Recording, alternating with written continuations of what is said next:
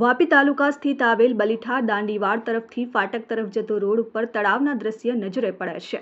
બલીઠા દાંડીવાડ તરફથી ફાટક તરફ જતા રોડ પર મસ્ત મોટા ખાડાઓમાં પાણી ભરાતા તળાવના દ્રશ્યો નજરે પડે છે। દર વર્ષે રોડની મરામત થાય છે, પરંતુ વરસાદ પડતાની સાથે જ આ રોડ ઉપર મસ્ત મોટા ખાડાઓ પડી જવાથી તળાવની જેમ પાણી ભરાઈ જાય છે। અહીં અવારનવાર કરનારા રાહદારીઓ તથા સ્કૂલના બાળકોને ભારે જહેમત ઉઠાવવી પડે છે। પહેલા તો સરપંચને કહી આ ખાડાઓ પર માલ મટીરિયલ લખાવવા પણ કહેતા હતા, પણ હવે મહાનગરપાલિકા આ રોડ ઉપર શું કરશે એ લોકોમાં ચર્ચાઈ રહ્યું છે।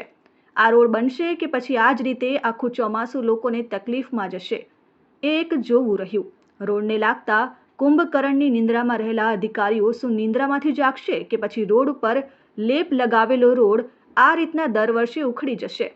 હાલ બનાવવામાં આવેલા રોડ ઉપરથી ડામર જ ગાયબ થઈ ગયો હોય એવું લાગી રહ્યું છે। હજુ તો વરસાદની શરૂઆત જ થઈ છે, તો આ હાલ છે તો પછી આવનારા દિવસોમાં શું થશે? આ રોડ ઉપર દિવસ રાત વાહનની અવરજવર રહે છે। સ્કૂલના બાળકો અને નોકરિયાતો વહેલી સવારે જતા કેટલીક બાઇકો સ્લીપ થાય છે। શું એને લાગતા અધિકારીઓ આંખ આડે કાન કરી કોઈનો જીવ જવાનો રાહ જોઈ રહ્યા છે કે પછી રાજકારણીઓ એમની રોટલી શેકી રહ્યા છે? એ લોકોના મુખે સાંભળવામાં આવી રહ્યો છે।